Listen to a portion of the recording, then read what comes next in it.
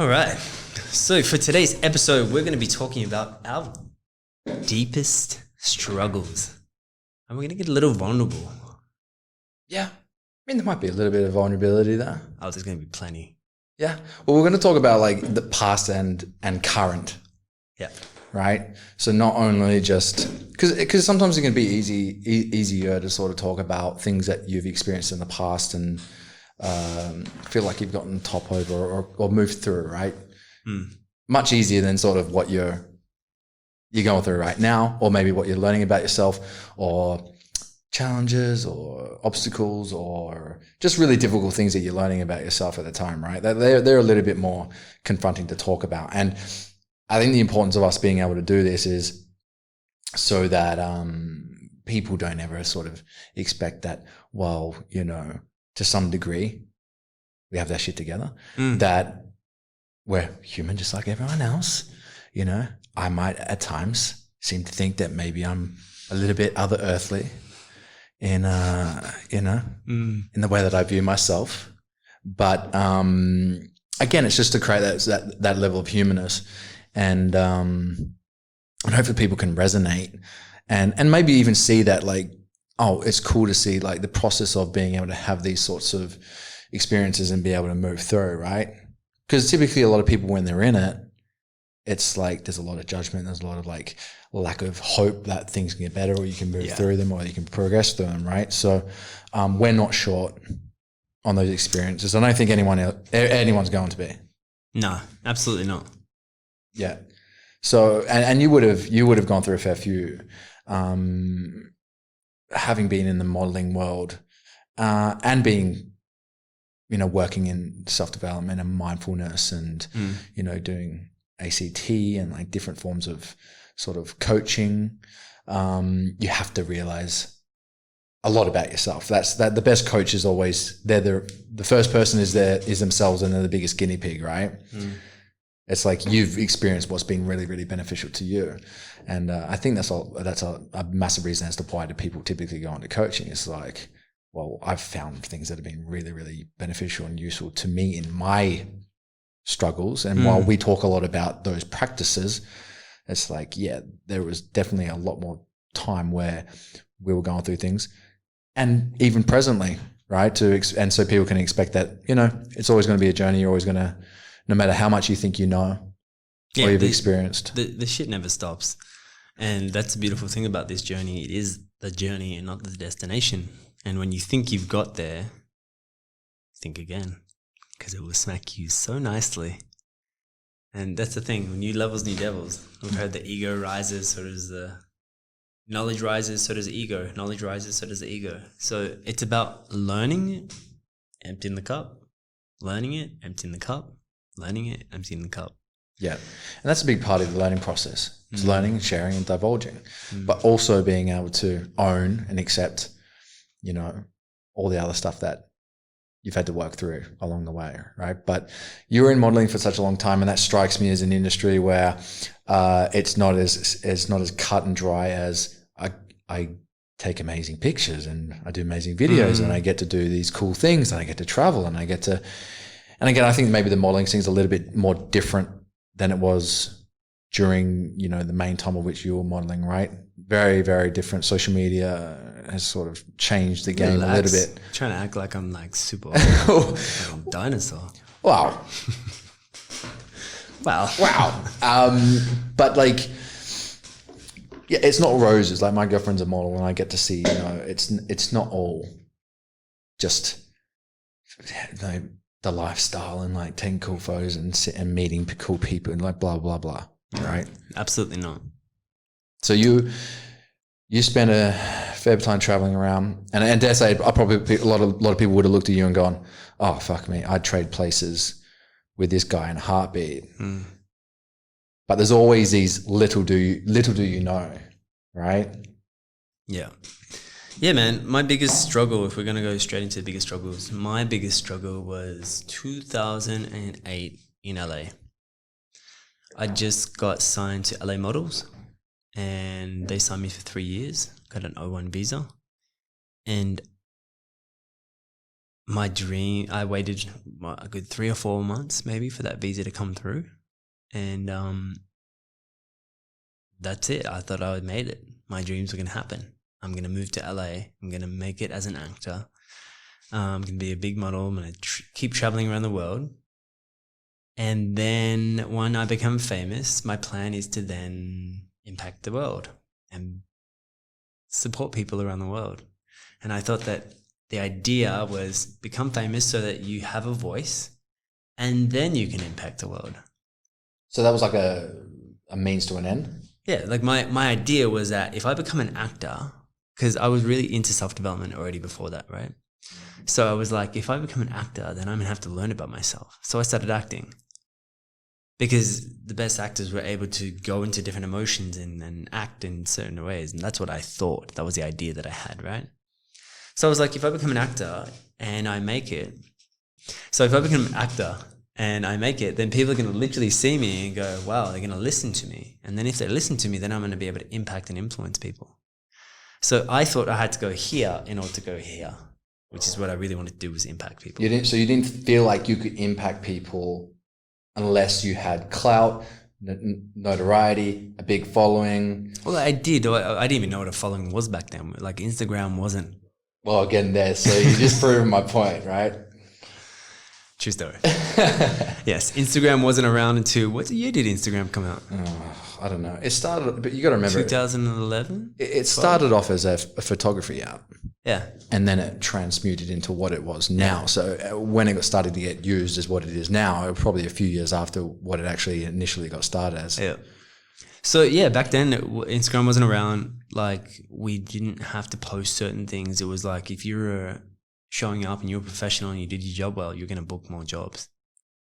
It wasn't like based on your following. Yeah, you had to go around with a book, you had your photos, you had your whatever, and you had to show up at the door, go in there. Whereas, again, the landscape's changed a little bit, where it's like some people's photo book is just basically their social media, right? Yeah. It's like people aren't getting invited to castings unless they have a big following. So it's changed a hell of a lot. Wow. So back in the day when I was in LA, I literally, why I say it was the biggest struggle is because I got to LA, I just found a place in West Hollywood. I was living in Selma Avenue, and that was right between Sunset Boulevard and Hollywood Boulevard, just off Fairfax. So for those of you that know LA, it's like right in the hub. And I needed a car, so I bought a car straight off, and I did one job, and one of the models that drove me home, he was actually one of the lead actors in Save the Last Dance. And he drove me home, and he had a Honda Type R. So I was looking at this car and I was like, this is sick. So I went and bought the same car, but a silver one. He had a black one. And I was like, whatever. I just put 16 grand on it. I was like, I'll pay the rest off later because I know I got money coming in. And then 2 months later, a recession hits, and literally everything dried up, and I was desperate for work. I was literally working 3 jobs a week. And I'm not talking modeling jobs. I was talking like I was going to work as a model at Abercrombie and Fitch. And what were you doing at Abercrombie? I was standing at the front saying hello to people. with your shirt on or off? No, I had my shirt on actually. Oh, did you? Yeah, I did. But there was models that had their shirt off and they got paid a lot more money. And I did consider that. Actually, that's where I met Preston. Yeah. Because Preston was one of the models with his shirt off. That's when me and Preston actually met and started hanging out. Like 14 years ago, right? At Abercrombie. And Abercrombie was full. It was all models or actors that were there trying to make it. So everybody was in the same industry, right? And it was cool to meet people and stuff, but literally it was like slave labor. Like I was working for, I think it was like $8 or $9 an hour, but I was getting insurance and I was working 30 hours a week just to get insurance because insurance was expensive. Now think about that. 30 hours a week, you're making about $300 a week because you get insurance. So I already put myself in this space of like, I have to do this to survive. So I'm coming from lack as well, right? So the jobs that dried up, and then I'm working for a company called Beautiful Bartenders, where they only hire models or actors, and you get hired to be at fancy like dinners, people's houses. I was going to Malibu. I was going to places in Bel Air, and I'm working in these mansions. I'm working at these bar mitzvahs in the Hollywood Hills, and they're huge, like 2 tennis courts, there's discos, there's dancers, and I'm like one of the catering staff. And you're making $25 an hour to do that, and you may work a shift of 4 hours. And every time she would message, "Hey, who wants to work?" I was the first person to respond, "Yes, yes, yes." And then I was modeling and doing the modeling job. Hardly ever. So LA was like one of those places for me that taught me so much about what I'm about, and it also taught me about confidence. Because the moment I got there, I was confident. The moment I stopped working and I stopped making money, I lost confidence. My esteem dropped. And then all of a sudden, I'm like questioning and doubting everything. And you know how it feels? You know how it feels when doubt creeps in? And it starts creeping in one part of your life, and then it starts touching every other part of your life, and you start to question everything. And you're like, holy shit. Even the stuff that you've quite consistently believed you've got a good grip on for a long amount of time, even that narrative starts to creep in as well. Everything, because if I based my worth on my money, how much money I was making. I was making good money before that. When I was in Hong Kong, I worked really well. When I was in Singapore, I worked really well. When I was in Australia, I started working already. So it was kind of like all on the quantifiable, right? Everything that could be measured, the amount of castings I was going to, the amount of money that I was making, this and that. Yeah. And then all of it. So do you say like all your self-worth was hitched on 2 or 3 sort of things that were not really totally within your control? Yeah, it wasn't in my control at all. And what I thought I had control of, actually I had no control of. That's the funny thing about control, is that the more you think you have control, the more you don't. And I was in an industry where I was thinking, just be positive, show up well, show up on time, do that. None of it mattered anymore. And I only realized that when I got to America, and I was like, holy shit, I'm doing everything right. I'm being professional. I'm showing up on time. I'm working out. But the moment the stress hit and the moment the anxiety hit, it doesn't flow on camera. When I'm coming from a place of desperate fear, lack, anxiety, scarcity, and I go to a casting and I have to get this casting, otherwise I'm not going to be able to survive for the next month. How does that show up on camera? You can't lie. Actions can't lie. If you're not feeling good inside, it's going to come straight through on the camera.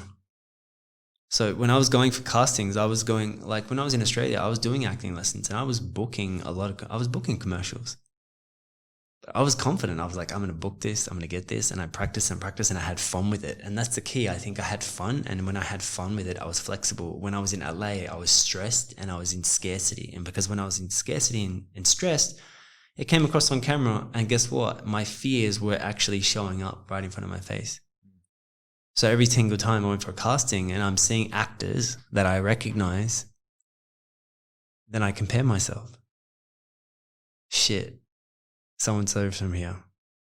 That guy I recognize from Entourage. That guy I recognize from Breaking Bad. That guy I recognize from so-and-so. And they're going for the same role as you.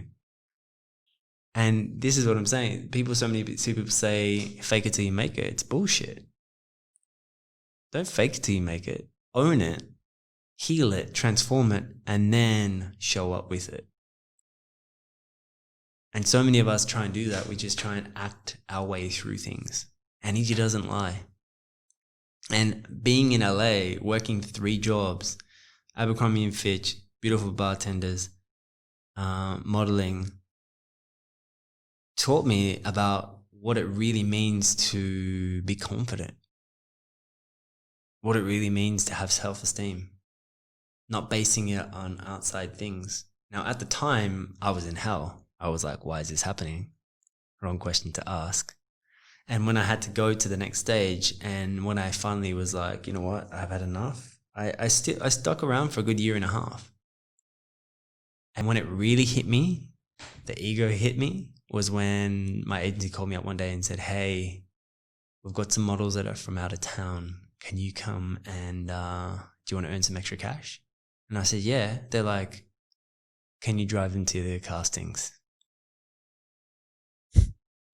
And if you're not working at that time and it's like, oh, and you're watching all these other people, but not only are you watching these people go for castings, you're driving them to the casting. So it's like a massive kick in the nuts. It was a massive kick in the nuts. I'm literally driving you to your casting, and I'm meant to be this international model, and I'm working for $10 an hour.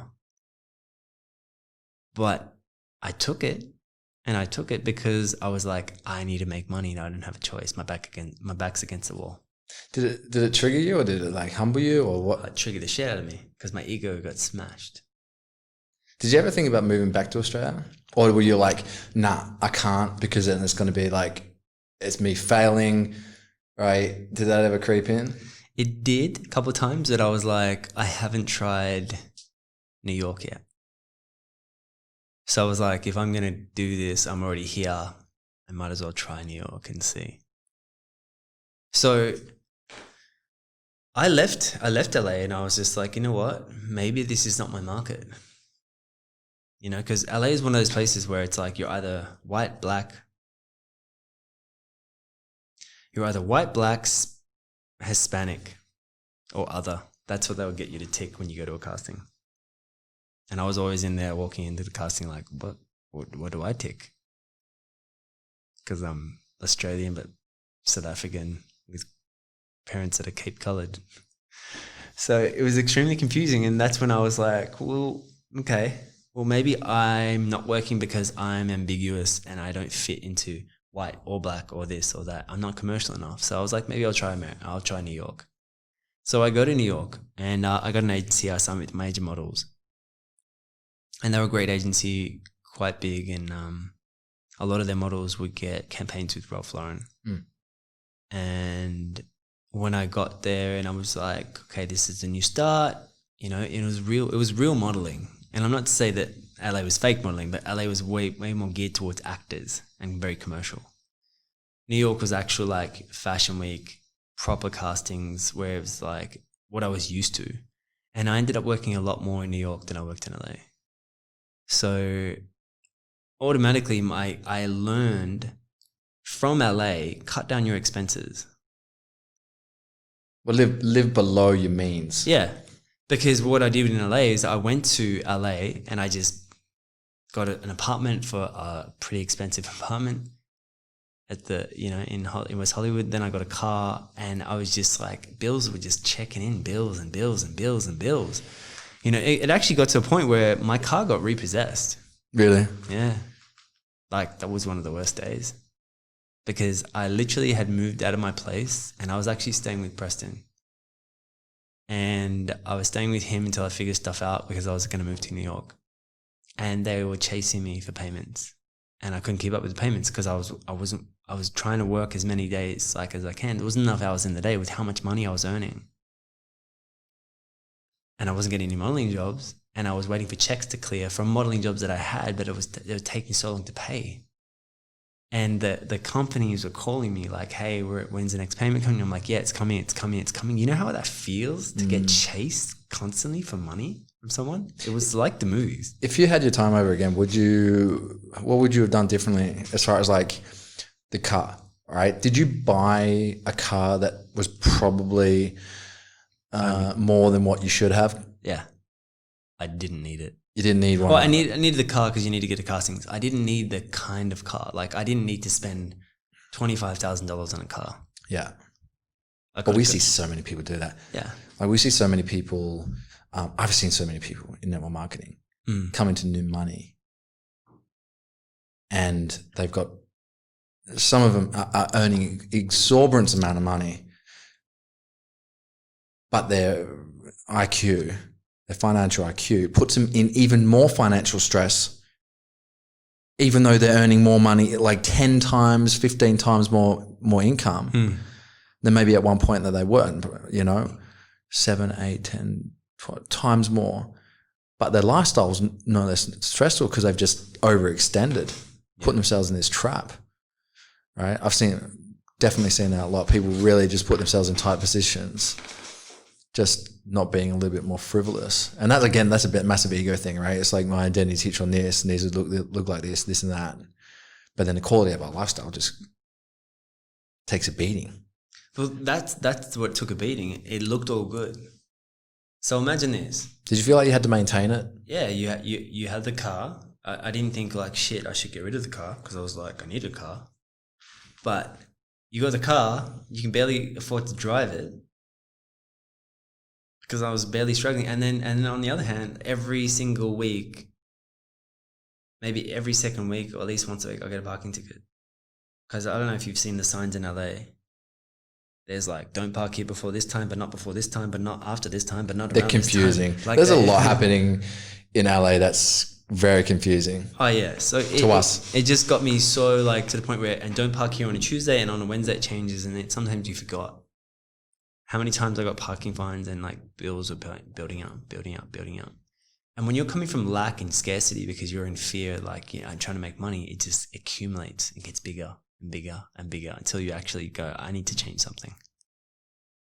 So one day I was at Preston's, and they said to me, where are you? And I said, oh, I'm staying at my friend's place. And they said, where is it? And I just gave the address stupidly. I woke up the next morning. I said, I'm staying in, I think he was staying in just off Koreatown at the time. I said, I'm staying as Koreatown. I didn't even think about it. I don't know how the next morning I went out to see where my car was. It was gone.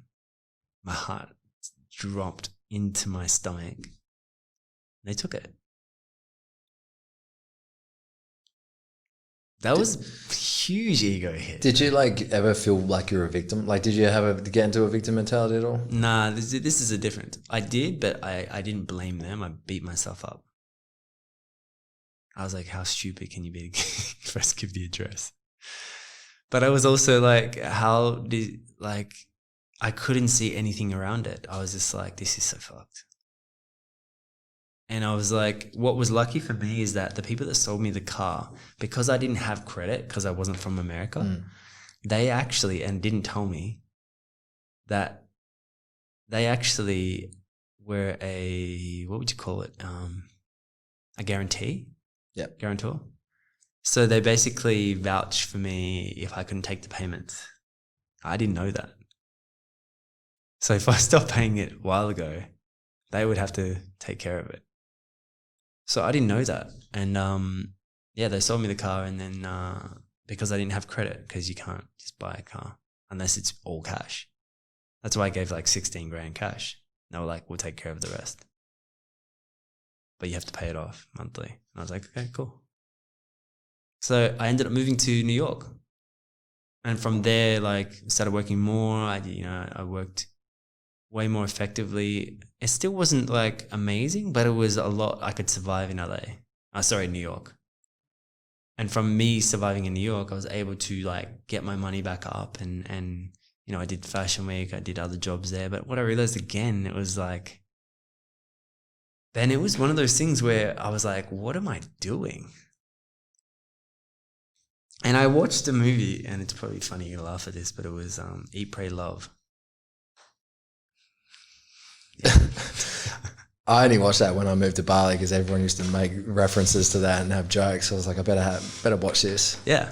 Yeah. But that movie made me reflect so much because it was obviously, I don't know if you haven't seen it, watch it, but it gave me really such a massive perspective shift, because the girl that was like having the shift in that moment, I remember her looking outside of her apartment in New York, and she's looking out to the Hudson River. Julia Roberts. Yeah. And it was the exact same view because I was living on the Hudson River. I had an apartment with one of my friends, and I literally could see the Statue of Liberty from there, and I'm looking at the same view she's looking at. And I tripped out because I'm like looking at the movie, and then I look out the window at the same view, and I'm like, this is trippy as. And I was just like, what am I doing? What am I doing here? So it was like a crossroads moment. Yeah, in that moment, I literally saw myself. Sometimes you can watch a movie and go, I can relate to that. I was literally looking at the same thing. Yeah. And I said, I gotta get out of here. And I signed with another agency with Wilhelmina Models. And from there, they were like, we're going to sponsor you. They're going to do my visas and everything like that. They just said to me, just don't go into an ashram, grow a beard, and not come back. And that happened except for the beard. Yeah, because you can't grow a beard. It's true. Could probably grow maybe a slight goatee. It's perfectly just shaped Yeah. how it does. But yeah, so anyways, that was one of my biggest struggles, man, and ended up going to India for 2 years. So That's always a sign of someone that's just gone through something, right? it's like They just end up in India. I need to get spiritual. Anyone that like ends up in India like for months is just like they've had something that's like kind of trigger them into this needing this awakening sort of moment, or like or reevaluating of values or direction. For sure, it's one of the most spiritual places in the world. So as much as I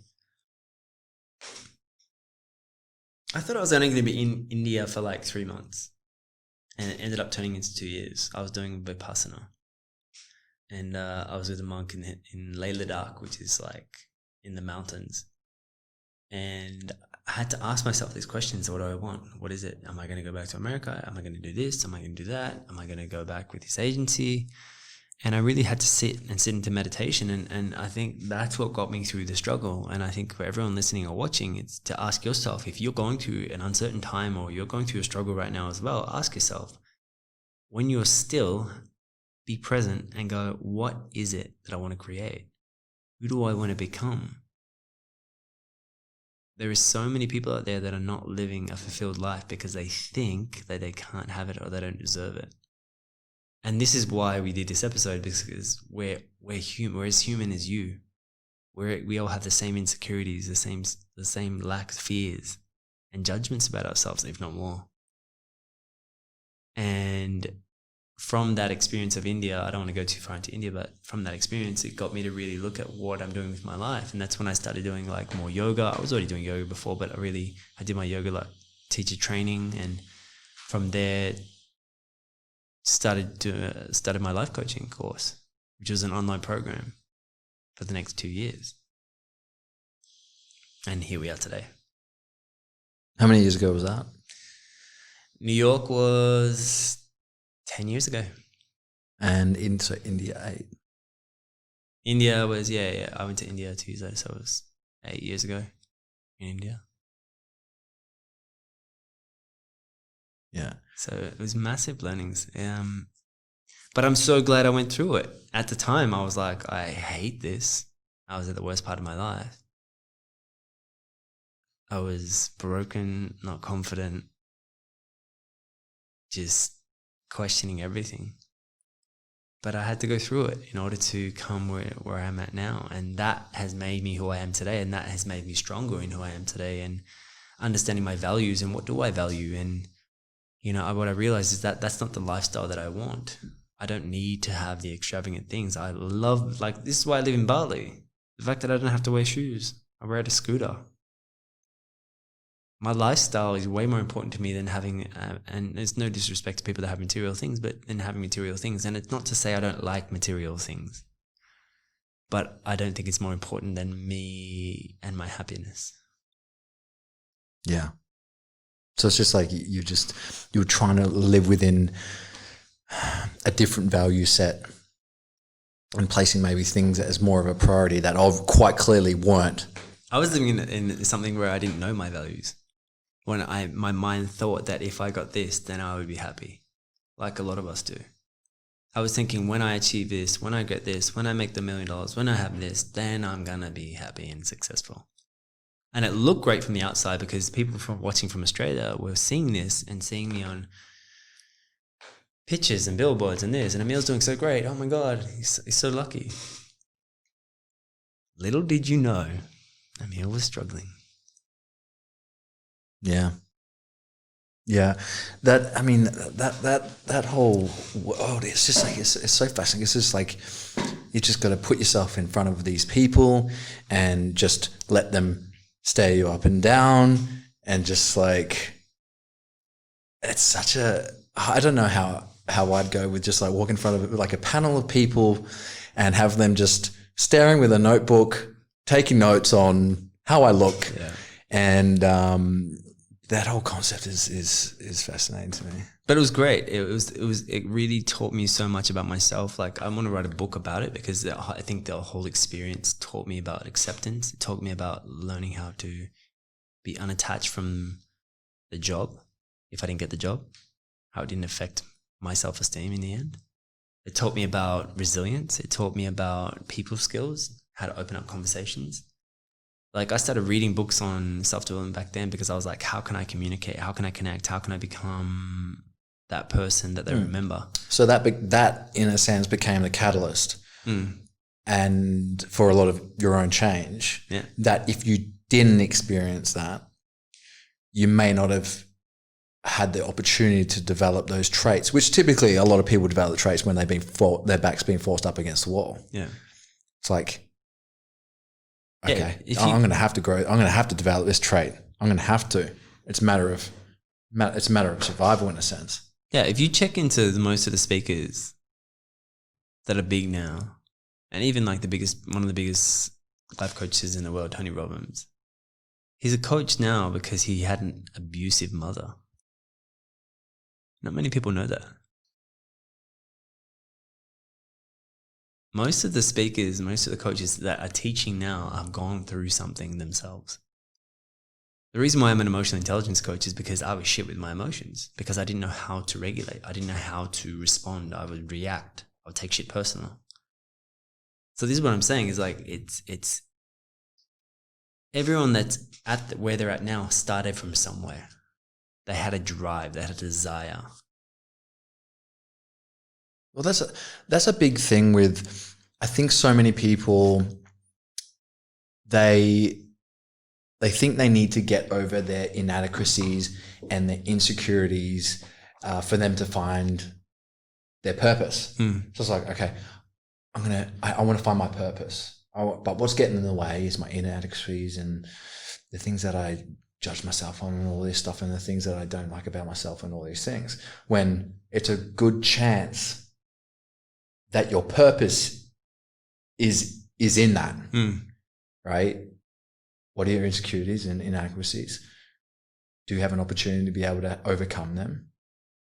And then do you then have an opportunity to be able to use that as an outlet to show people how exactly you were able to do that? You know?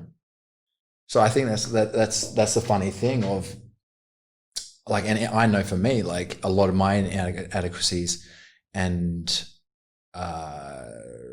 things that I didn't really like about myself, they ended up being the catalyst for so much of the good in my life, right? That if I didn't have that happen, I wouldn't have the influence I have. I wouldn't be able to relate as much.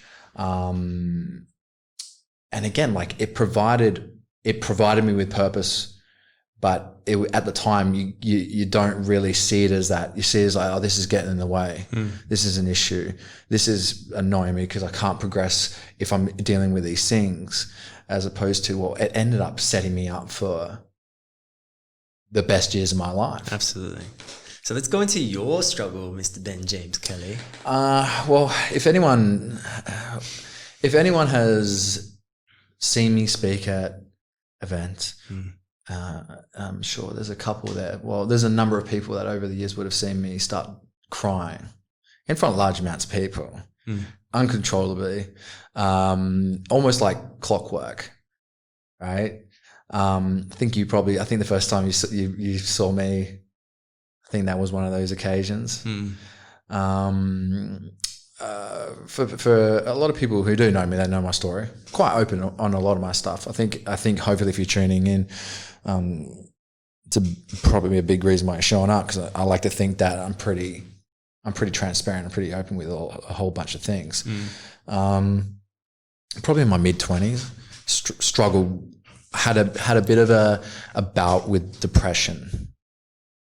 Right, so I grew up as the only man in the house of 4 women, single mum, 3 younger sisters.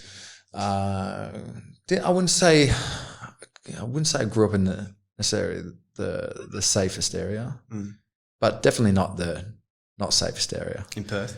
Yeah. And I don't know where I developed it. It just became a thing where it was like, my role is to just make sure that your family is safe and sweet and looked after and attended to, protected at all costs. Yeah. Right. And I remember when I was younger, like I lived in fear, like I had this compulsive sort of disorder where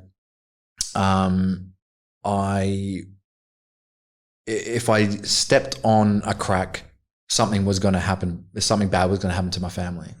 If I didn't attempt this jump on my bike that I was not going to be able to make, that something bad was going to happen.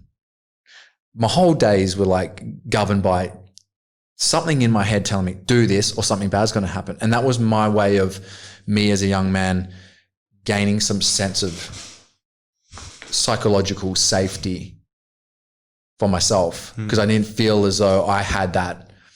And I took on all that burden and it was like, well, I just lived perpetually in fear of just something bad happening to them. And it just governed my whole life. I ended up having like a breakdown when I was really young. How old were you? I can't remember. I might have been around 10, 11. Something like that. Did you know it was a breakdown? Yeah, because I was in my room crying. It was like I had a voice in my head just completely dictating every waking hour of my day, making me do stuff to compensate for my fear. It was like, that's how I felt like, oh, nothing's going to happen. This will happen or that, right? Get to here before this happens. And it was just like, everything was governed by that. And I just had a breakdown. I said to my mom, I was crying. I can't do this anymore. She's like, what? It's just like, my brain keeps telling me to do these things to make sure that you guys are safe. Because I didn't feel any power. You're a young kid. I don't have an ability to earn, and I'm not big. I don't have physical power.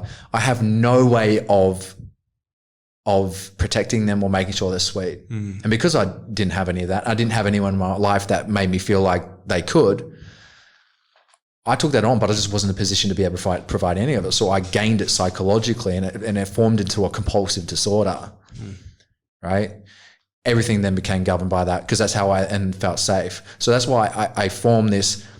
I was quite comfortable to do things that were dangerous that would affect me, that could cause me harm, that would potentially hurt me,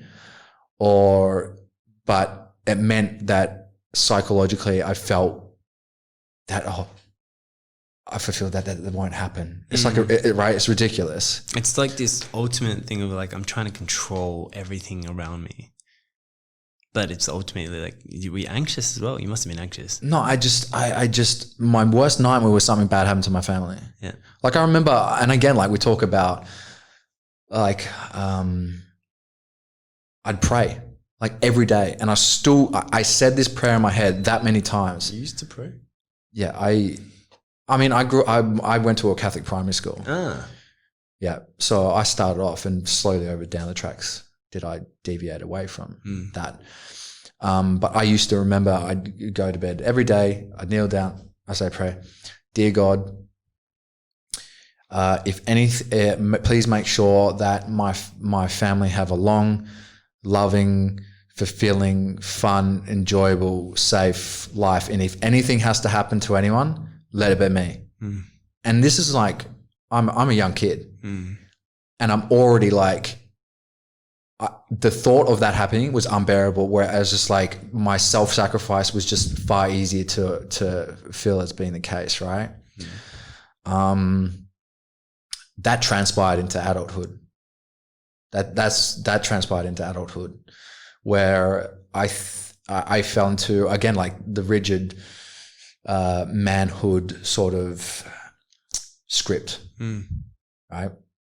And I was in a job that was not stable, not secure, dodgy boss, didn't get paid, weather was not good, couldn't work, didn't get paid because I was a bricklayer. Yeah. Materials didn't show up, didn't get paid. And I kind of fell into the ego trap. I was like, well, the thing that I need to do to make sure that I start progress is like get this loan and get a mortgage and do all that thing. And that was like the mindset and the mentality of a very blue collar sort of city. And that was the people around me. It's just like, you get a couple of cars, you do this, you get that, make sure your family's good, a holiday a year, a couple cars, and you have family, and right. So that's all I wanted. That was to the extent of which I dreamed. Just some small level of security and safety for the people around me that I cared about. And I wasn't in a good enough financial position to be able to go and get a mortgage. So my mother, who raised 4 kids as a single mum on a teacher salary, had her house, and that was her possession. The car we had at the time was like a old beaten down Holden Commodore sedan wagon. Every time the car would turn left, it would beep the horn. We'd be able to get into it by just hitting the side of the door, and the little knob would pop up. So really, we weren't doing well. Yeah. That was growing up, and then sort of as I got older, I couldn't prove with the banks. It's like you need to prove that you don't need their money to get their money. Yeah. And I quite clearly couldn't do that. So I had to put my mum's house up as guarantor, so that if I reneged, the potential was like, I thought that I was doing the right thing, but then that quickly transpired into feeling like I'd put them at risk. And I'm in an unstable job, no safety in it, no security in it. I'm not on wages. I'm not getting holiday pay. I'm not getting sick pay if I don't show up. And I can get fired at any point. I've got this debt. This debt's attached to my mother's livelihood. Then it puts down, so the exact same fear from when you were 12 years old, right? Yep, transpired. Yeah. And now it's like I've thought that I've been in a position to try and look at improving financial situation and like training and becoming a little bit more physically predominant, just to be able to, in the physical sense, be able to protect and nurture and all these things, right? I felt like I had made them vulnerable. I felt like I'd made my family extremely vulnerable, and I placed myself, I judged myself very heavily for that. And so I wasn't able to travel, wasn't able to do anything, because I had to make sure that I could keep up with those payments. Go on travel. I don't know what's going to happen. I don't know what's going to happen a month down the track. I might be out of work. So I had no freedom. I had no choice. I literally worked. I trained to getting whatever slither of self-worth that I had left, and I went home. And in my mid, I was like 23, 24, 25. I'm just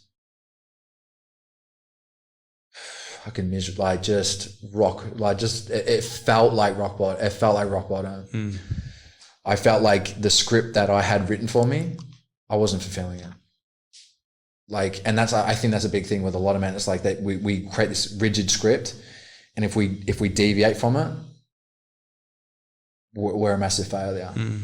We're just failing the people around me, not fulfilling to what it is. And I found myself in that position, and again, it then came back to that self-sacrifice.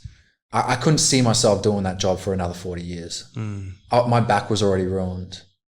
I was already struggling body-wise, low self-esteem, the whole across the board. Was not happy about what I was earning, not happy about not being able to do the things I enjoyed. Again, like for a large part, not happy with the way that my body looked. Really detrimental mindset. It just seemed like nothing was good. And I was like, to think that that's how I'd have to live for another 40 years was unbearable to think about. Yeah. And I was just like, and I could have done a lot of things like, sell the house and all this sort of stuff, and which I eventually did, and took a massive loss on it just to get rid of it, just to free myself up. But at one point I was like, okay, well, I start to plan how I should commit suicide. And it's... How old were you when you said that? I was like 20, I was like 23, 24, 25, around about that. And what ran through your head? You were like, it would be easier if I commit suicide. I felt like I was going to be doing everyone around me a favor. So you felt like a burden. I felt like I'd made myself a burden. Yeah. I felt like I'd let them down. I felt like what my purpose in life, I wasn't doing a good job at. Yeah. It's like, well, what are you here for? Right. Yeah. What's the point? And so I was like, well, what I'll do is if I get life insurance. So I went and got life insurance. No shit. Yeah. So I went and got life insurance. I'm like, I'll make this look like an accident. Yeah. They'll get payout. At least there'll be some worth to like my life to them. Yeah. And again, it was that fear. It was like, it was almost like that was quite a feasible thing. Yeah. When you think back to like when I was younger, I was quite happy to self-harm all the time and force my brain into making me do shit just to have some psychological sort of approval. And again, it showed up. It showed up at that point in time. And so I remember like driving to work in the mornings, just like, and I remember I had my hands on the wheel and I'm driving to work and I'm just like, just turn. It's wet. Turn into the fucking side of the road, into one of those poles. How many times do you reckon you had those thoughts? Most pole I fucking drove past. Yeah. And I'd get to work and I wouldn't do it. I wouldn't do it. Yeah. And I'd get to work and I'd just have my head on, and I'm like, and then you start judging yourself on that. It's like, you start saying shit like, you fucking coward. Yeah. You know? And you just head on wheel, and it's just like, why are you fucking, and I think I had a thought as well. Like I had one thought that kept showing up where it was like, well, if you're not here, you don't get to even dictate their safety at all. Yeah, who's going to look after Who the fuck's going to, and they could help, like, they're strong women. Yeah. But it was like, that idea, no matter how much fucking I was like, I'll just keep being here. And hope and pray that things can get better. And I think that like, but that thought ran through my head like that often. And like it affected my relationship with my girlfriend at the time. Libido was completely shot. She starts blaming her for not being able to my lack of intimacy, and which we'll go into in my current struggles. But she starts to blame herself, and then I start to not want to be around the people I care for, because then I'm like, them seeing my pain is causing them pain. Yeah. So I don't want to be around them at all. So then I start distancing myself, and I just start seeing my girlfriend like a couple times a week. And it was just like at a point, you know, like a lot of people can sometimes really, really good at masking their depression. And it's like mine just got to a point where it was so blatantly obvious. But I was hanging the threat of me not being here and the pain that they feel, but then also not being able to dictate any level of security was the only thing that kept me around. And I was just like, so then I just started to get really proactive with like looking of different ways to change my situation. I felt like I was handcuffed in that situation where it was like I couldn't take a whole bunch of time to go and learn something new or do something that I actually enjoyed. And so I couldn't take time away from work. Yeah. Couldn't learn something new. Couldn't go get something else. So it's like I had to try and start to delve into these different. I started to try and do this course on this, do this course on this, blah, blah. Just try and, right. And I think my hope that something could change grew just from my ability to be curious and start to look outside of what I knew and what I thought. And the more I started to realize how little I kind of knew, and how much more options that I hadn't even taken into consideration. I think one of the big things is I sold the house at a loss. I took that hit, but it was well worth it. It was so well worth it at that time. So much weight lifted off my shoulders, so much more upbeat. And at that point in time, that's when I started to build my online business. Was around about that point. How old were you? That was starting to give me a lot of purpose then as well. At that point, I started to 26, 27. Okay. Right. So around that point in time, I start to, because that's the tricky thing with a lot of, detrimental thoughts and mindsets. It's just this ruminating circular line of thinking that never gets interrupted. You think you've taken everything into consideration. There's nothing that can stifle that ruminating thought process. It's the same thing, just in a massive circle. Yeah.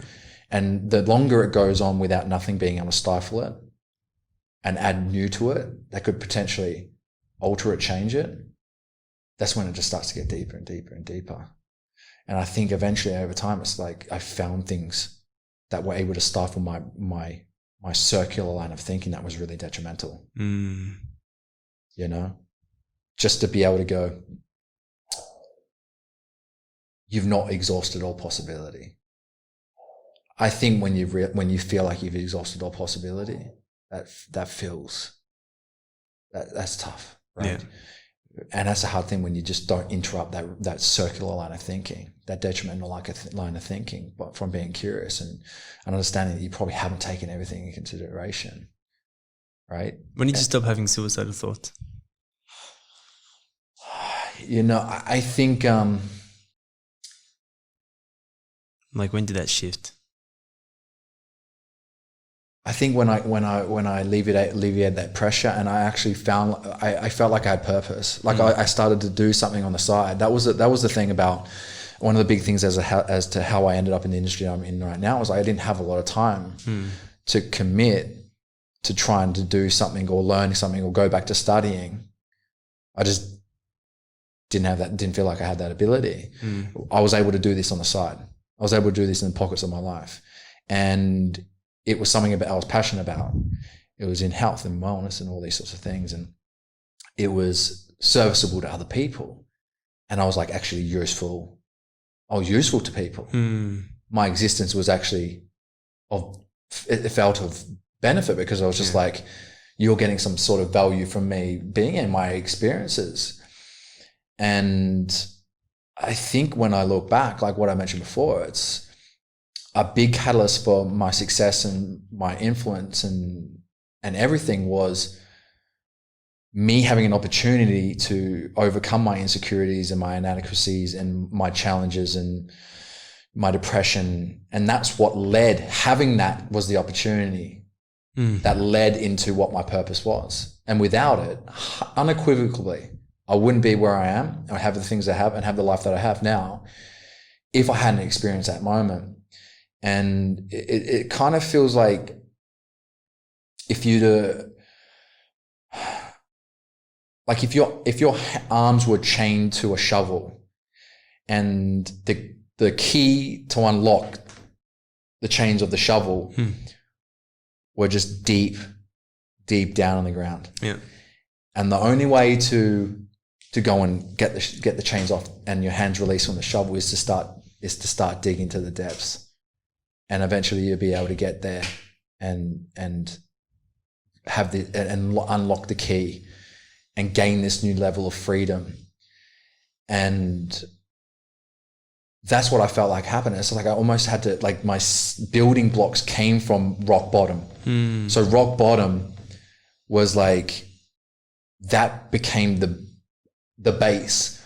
And like me going through my hardship 8 years ago has been the thing that's allowed me to have the lifestyle I have 8 years on. But at that point in time, it felt like I wasn't going to be around for 8 years, right? Yeah. So I there's no way. There's just absolutely, without that difficulty at that point in time of my life and being able to learn how to move through it, I wouldn't have the influence. I wouldn't have the life that I have now. I wouldn't have the feeling, sense of purpose that I have. That actually was the gift. But to see it as a gift at that time, no way. Like you don't. There's no way you could look at it as a gift. You literally can't see past. Like you got your blinkers on and you're just looking and you're just like, I'm in straight survival mode. Yeah. So when you're in straight survival mode, there's no way you're going to be able to look outside and be like, oh, it's a beautiful day. Or it's grateful. Let's just be this. Or just be positively upbeat. You know what? Yeah. You're not in that space, and it's like, while it's like me talking about it now is like all well and good because I've been able to some extent have an acceptance of it and an ownership of it, and like it's always a consistent. It's a never ending process of maintaining healthy mental state. Yeah, it never stops. You don't get to a point where you don't have moments. It never gets to that point. And I think people think that that's that's a possibility, but at the time I didn't verbalize it and talk about it in the way that I do now. Yeah.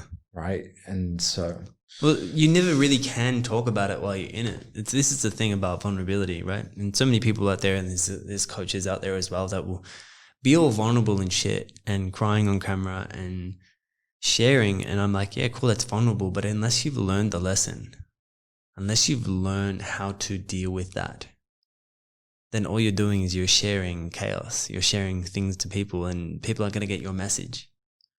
Vulnerability is actually power, but it's only power when you've healed from the wound and actually nurtured it and then got the lesson from it. And then you can go, okay, cool, I'm going to teach this lesson now. But when you're in it, if you're talking about, I'm broke and I'm still broke and this is what I learned, but I'm still broke, it's like you haven't learned the lesson yet. It's like we've got to really question. It's like, where are we coming from right now? What's my intention for putting this out there? Yeah. What's the lesson I want to teach people? What's the impact I want to make? Because every time you may put out something and you might get a totally different reaction. They'll be like, yeah, keep your head up, bro. Keep going. You're like, that's not what I wanted to give. None of that. Yeah. I mean, none of that shit works. And that was the other hard thing. It was like, I think people, when they're around someone that's like going through that stuff, it's like, what can I do? I can do something. And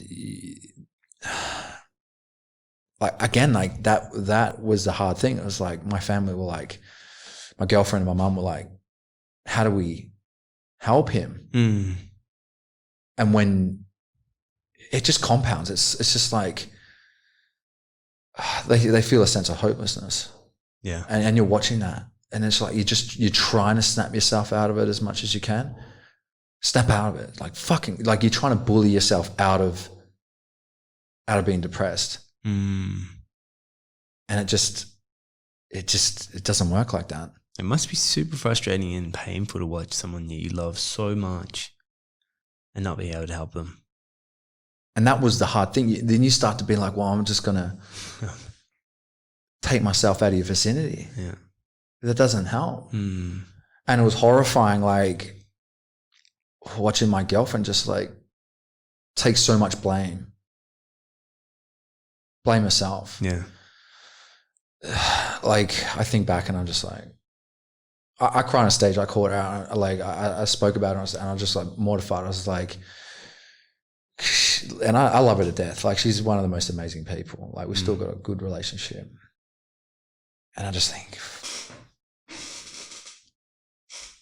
she blamed, she took on a lot of them.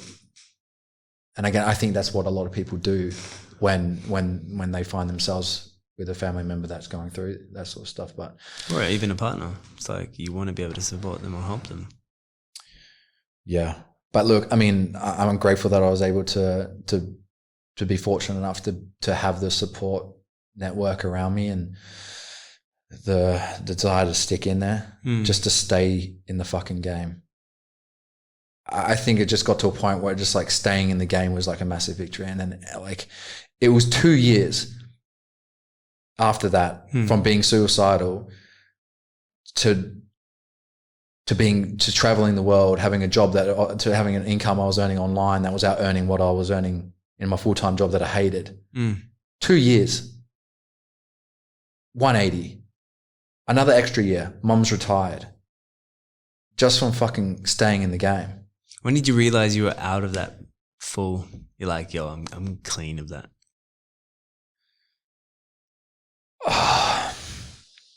Was it after you got? I think you just learn, but you learn better strategies. You just like your self-talk and the way that you talk to yourself and the way that you question your line of thinking becomes just a lot more effective. It's like, I don't think necessarily the frequency of certain thoughts show up. Again, like I think like in the beginning, I felt like I was going crazier when I started to do this self-awareness stuff. Yeah. Because it was like an extra voice added in there. It was like, you've got all these voices, but now you've got an extra one. And that's now the awareness one, where it's starting to pay attention to things that these ones have never been privy to. And slowly it starts to work away and chip away at all these number of voices that you've got going on. But for a while, there's one extra one. So there's actually one more voice in your head than there has been, but slowly it starts to chip away. And I don't think it's necessarily for me personally, and again, these are personal experience. You have moments, but like, I think you just learn tools. You just learn tools. And again, I think like when I talk to people and ask them, what's the number one trait that I hope that you look to develop? And it's curiosity. Curiosity. I think I just maintain a curious mind. And I think there's some days and moments where I'm super flat. But you'll never go back to that place. Well, no. Yeah. I'd like to hope not.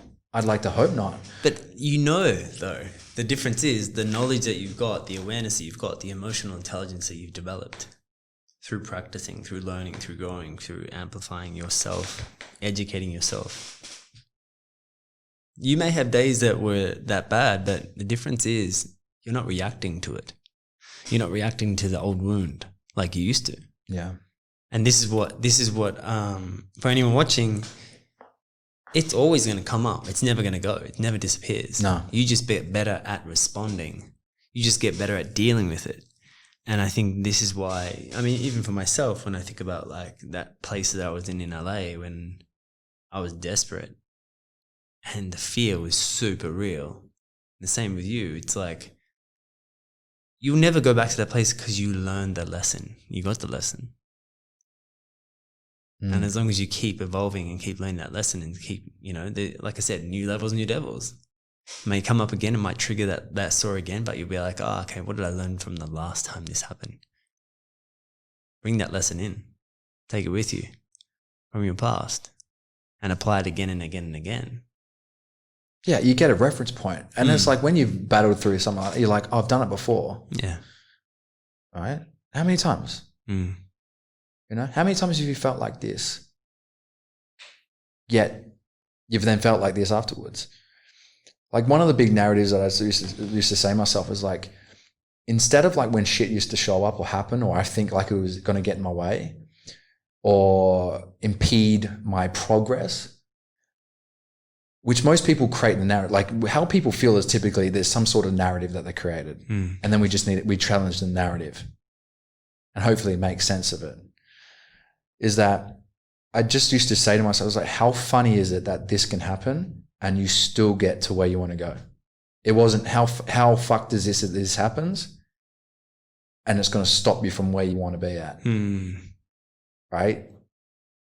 And every time I'd resort back to that, how funny is it that this can happen and you still find a way to work it out, you still find a way to move, you still find a way to progress, and you still find a way to be able to get everything you want. And that was the narrative. I started to really just practice questioning what narratives I was telling myself, taking stock of how I was feeling. What am I telling myself? Is there any other possibility of narratives that could be the case? And could they just be equally as true? And most of the time I'd then be able to go and find one. Right? Yeah. And it wasn't so much that the frequency of difficult things was happening.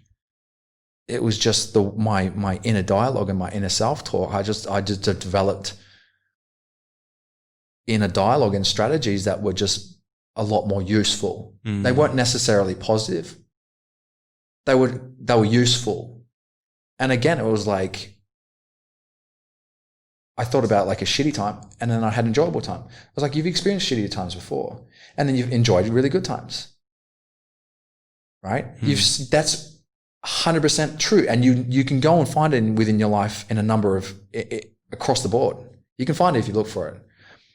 And then it's just like, it's a pattern. It's like, yeah, you start to then be able to have empirical evidence like back on your history that you resort back to, and then you create certainty within that. Right? So again, it's just like, I needed that shit to happen. And my purpose was me working out how to move through all my insecurities and inadequacies. And yeah, you dig a hole, and you dig and dig and dig and you dig down. And that's what self-development and self-awareness is. It's not meant to feel. If everyone was supposed to create change for themselves, they would, but why don't they? Because it's meant to be an extremely, sometimes not pleasant experience on the way to growth. The uncomfortableness is you shifting, and just know that any of you guys that are going through self-development or going through new ways of learning and being, that it is going to be uncomfortable, and that's part of the process of breaking down the layers, shifting, peeling the layers back. Yeah. So quickly, we'll chat about like maybe one of the things that we're trying to work on right now. So there's another in here. Yeah, one of the dogs is just scooting around. If you can hear a little foot scooting around, it's one of the dogs.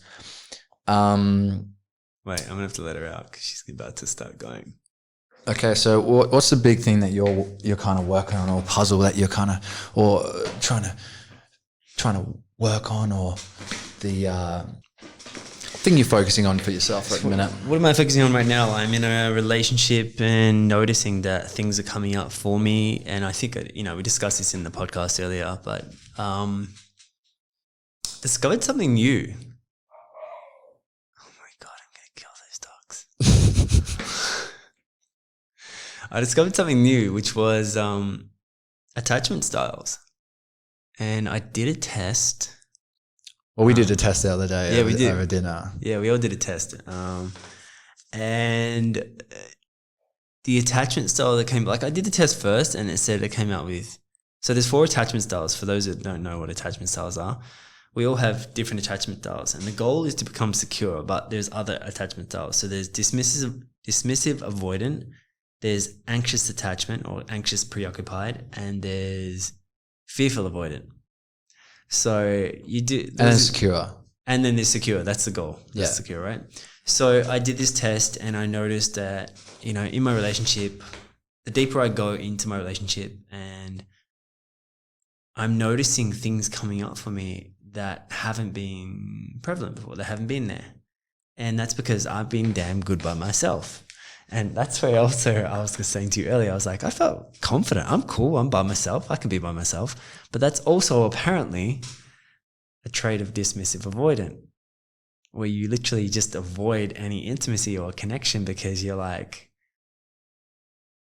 good with a relationship with yourself, but there's no one there to call you on your shit. There's no one there to trigger you. There's no one there to actually show you the mirror. And in all fact, when I did the first test, I actually came back as fearful avoidant, and I read up on it, and I was like, and now this was just a quiz on a computer, right? So it's not always 100% accurate, but for what I got, I was like, kind of makes sense. There's times where I feel anxious, but not anxious all the time. Yeah. And then there's times where I'm like, but I'm totally fine by myself. That's the avoidant. So there's a fearful avoidant, and that's what I got, right? And it was interesting just to notice that, because it was like, what happened to make me fearful avoidant? And when I read about it, it was saying stuff like, when you were a child, basically what happened to you as a child? Something happened. And usually if you're fearful avoidant, then it says something about there was unstable parents, maybe one of your parents is unpredictable or not there, or erratic, or there's so many things. Now when I think back to my childhood, I was like, well, both my parents worked. My dad was very emotionally unavailable. Mum was super available, attentive, but all I ever wanted was my dad's approval, acceptance. So there's so many things that come up, and these are traits from when we are children, and then that plays out later on. And this is where we are, what I've been, I wouldn't say struggling with, but what I'm dealing with. Yeah. And I think that's what I get to look at. I get to, it's a challenge. And this is the thing I love about self-development, is I get to look inside. I get to not judge myself for experiencing that or having that come up. And I used to have a lot of shame for having insecurities. I used to hate the word insecure. I was like, I'm not insecure. I'm confident. And I don't need to be loud and this and that. And I developed confidence, but then I get into a relationship and I'm like, holy shit, my insecurities are coming out. And I was like, I'm not jealous. Not normally. I'm not this. Not normally. But all of a sudden I said to myself, when I got into this relationship, I was like, I want to become more intimate. I want to be more connected. I want to do something different that I've never done before. And to have a different result, you're going to have to try something you've never done. So for me, it was like being vulnerable and expressing that and even sharing with my girlfriend, you know, that, hey, I noticed this is coming up for me and I noticed this is happening. And I just wanted to share that. And before that, I would never share. Because if I shared, that's weakness. And if you see me as insecure, what's the fear? You could leave. So fearful avoidant apparently is you want someone to be close, but not too close, because if they are too close and you open up, they could leave, and that's death, right? Yeah. And then you've got the other side of the avoidance. So you're like, it's like a pendulum. It's like push and pull, push and pull. You're like, oh, I really like this. I really like this. Oh, the more you get close, the more I get scared. So what was your two primary attachment styles? Was fearful avoidant and secure. Yeah. So I did the test the other night with you guys at dinner. And then I got still fearful of let me pull it up. Mine was interesting. Yeah, it was. I'm worried I'm more of a psychopath than I thought. For sure. Or at least a sociopath. So I had 0%. What was it? Anxious, preoccupied. So you got fearful avoidant, anxious, preoccupied, dismissive avoidant, insecure. So I got fearful avoidant 25%, anxious, preoccupied 13%, dismissive avoidant 25%, and secure 38%. But it can be a mixture of all. Yeah, it doesn't necessarily mean that you're just this or you're just that. Yeah, our friend Gabby, she was quite a fair blend. She was dismissive. I was 47% secure. I was the most secure. I was very surprised. And then my next one was because the way that we got started in this conversation is because I brought up something, and you were like, "Oh, I think you're you might be fearful." I go, "Well, okay, well," and I asked you, I was like, "Well, makes you." What about what I said makes you say that? Makes you say that, and you can repeat. And it's like do the quiz, but I was the secondary one was dismissive avoidant. How much are you? Which makes a lot of sense. Yeah. Well, 47. My phone's over there. 0% anxious, prepared. So I think it was probably, it'd be maybe in the 20s or 30s. So a good chunk. Yeah. Seeing as I was like 0%. And the funny thing is, like, your girl is anxious attachment. Anxious preoccupied was the highest. And that's a motherfucker to someone who doesn't mind distance. That's with a dismissive avoidant, right? Yeah. So it's like, but it's so interesting. This is why it's like, we get the lessons. It's like, oh yeah, we're going to be with someone, like, I want to be in a conscious relationship. Cool. Then let's really dig deep and do the work. And this is where it's like, you get to own your shit, but also call it out if it's not my shit as well, and not reject it.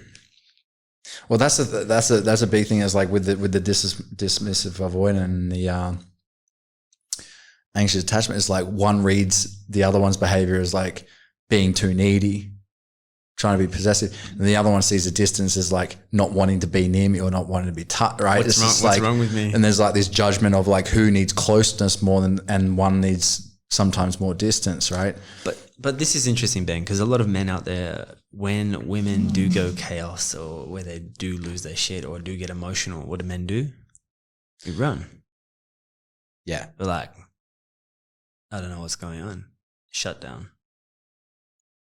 Now, you could say that dismissive avoidant is... Or it's like, stop that. Stop that emotion. Stop emotions. Stop those emotions. That's ridiculous, you being emotional. Stop those emotions. And this is the thing we've got to understand, is that it's not. It's learning how to be with the emotions. It's learning how to be with people when they are in that space. And I think for men that don't understand how to be with people or women's emotions, what they're going to do is they're going to either shame it or tell them to stop or shut down because they don't know how to deal with it. So it's one of those things. It could be a learned trait, but I think it's also a learned trait and that's the goal, to become secure, right? All encompassing. Secure. Yeah. So it's like, I don't think you'll ever get to that point in life, but you can. I mean, it's try. You can shoot for the stars. work. It's a constant work, and then different people are going to pull different strings in your life. Certain people are going to pull out certain traits in yourself that you're like, fuck, I've never seen that before. Yeah, I was the same. I was single for 7 years. Yeah. Just full dismissive. But that comes with its issues that I have soon to realize that now it's like, it's taking some really, it's taking some really committed, uncomfortable type of work for me. Obviously committed to my growth, so I don't mind it. But when I notice my body, like we're doing a like a course around intimacy and sex and relationships and stuff like that. Whose idea was that? It was Paola's, but I love how you're like, because I'd like to be able to say that, oh, you know what, I got in the front foot, but it was like I'm dismissive around that. It's just like, because it's uncomfortable, and some of the questions that have been brought to me are things that I've never even pondered, that I didn't have answers for, that I have no relationship with. And some things I could feel my body, like I could feel stuff coming up on my body, like just tightening up. And again, I'm one of those people that sort of uses humor a lot of the time to deflect. Yeah. So I start laughing. I start like trying to make jokes. That's my escape route. Like, let's just make light of. And I realized that, you know, so much of what has been a byproduct of me being single for 7 years is now something that I really have to have a committed effort to working on, because, you know, when you're single for 7 years, it's very easy to, I mean, I think we've spoken about this on another podcast, but it's very easy to draw on intimacy in the very beginning parts of like a short-term, exciting sort of thing, right? And you start to be conditioned to that and not really being able to access some level of intimacy beyond that, or it's more difficult to harness. And that's been something that has been proven to be the case for me. And it's taken some committed work, but like I want to grow through it. Like Paola's amazing with it all. Like we want to grow through it together. Like I'm going to have to grow through this stuff at some point. Right. And what most people will do is I'll go look for an outlet to go and blame you as to why I'm going to leave you, because you're getting too close to me having to be required to have a good look at my shit. Yeah. Right. So I'm going to go find fault in you so I can escape this and blame you and have me look like the good guy. And I just know that I need to, I want to grow with her. Yeah. And that means me taking responsibility for how I show up and what to it, and being in control of going and improving it. And it would be easy for me to just, again, like dismiss it all. But, you know, I love Paola and I'm excited to grow and learn this stuff with her. But at the same time, it's tough. It's so uncomfortable. And it's confronting. And I think it's interesting because we can do so much self-development. You can learn and you can read the books and you can read about intimacy, but until you're actually in a relationship and you're in the actual game, that's where the real work has to be done. That's where you're going to be faced with it. And I think for a lot of us, it's like, great, go and do the work, cool. But don't wait until you think you're perfect or you think you've got everything under control before you go and put yourself out into the arena again. Well, I mean, you can't avoid, like, you get your challenges in both being single and being in a relationship. Yeah. Like I was happy being single. I'm happy I love being in a relationship with Paola. I'm the same. I'm totally fine with being single. I have no problem with being single, but I have for anxious attachment is my lowest. Yeah, I find it easy to be single. Yeah, I think a lot of people find it easy. Obviously, 7 years suggests that I don't mind it, right? Yeah. So I think now that we're both in relationships, that stuff shows up. Like we were talking about before, it's like you eat by yourself and you're a loud eater. You don't know, and then someone sits at the other side of the table, says, "God, you fucking eat loud." Jeez, that's fucking annoying. It's like, I never had this problem when I was by myself. Why are you shying away on this? I'm just going to run away from this and be by myself again, so I don't have to have this. But that's like, if you don't want to be challenged to grow, you don't want to grow. If you don't want to shape up and front up to that stuff, you legitimately can't say that you're someone who values personal growth. You can't, because it's not. You don't get to pick and choose what you enjoy. Or get into a relationship with somebody that doesn't actually speak up or challenge you. That you can just be like, cool, I'm controlling everything about this. Well, and then twist it on them. God, you're just a fucking nag. Yeah. Like you just need to ease up. Like maybe you're too high maintenance and this and that, right? When it's just like, again, it's like, I'm going to deflect, put it on you. I'm going to make it you. But I think, our environment's just sort of like, you own your shit because someone's going to be able to see it. We're not around people that are not switched on enough to be able to spot stuff. So I kind of think that sort of puts you in a position to go, be really comfortable at going, yep, you know what? And that's part of your values. You value self-development, you value speaking and walking the talk behind the scenes. So it's like, naturally you're going to get a partner that's going to challenge you. And the same with me. My girlfriend challenges me in that space, and I want that.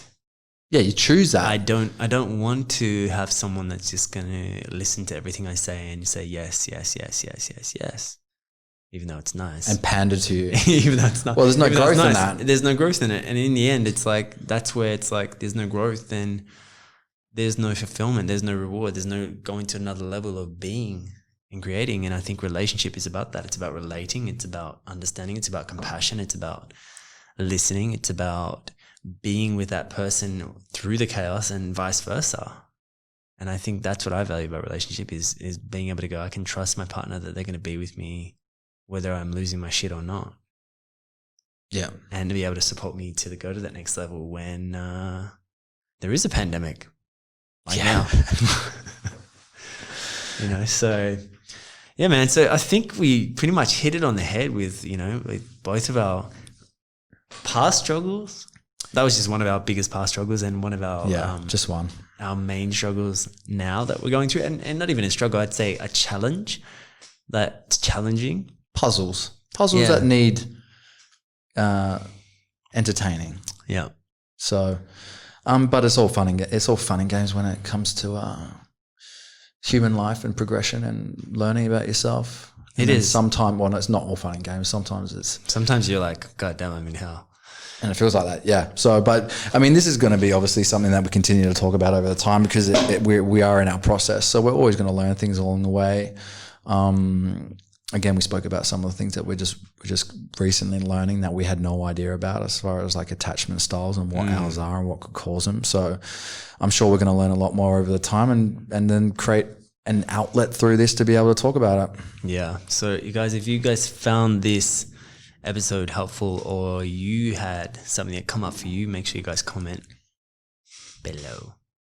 Yeah, whatever format. But if it's on podcast, obviously. On YouTube or Instagram or wherever it's going to be. Yeah. Just make sure you guys comment and share your wins, share your struggles because we would love to hear more about it because it's definitely something we'll be talking about more of as well. Yeah, awesome. Peace.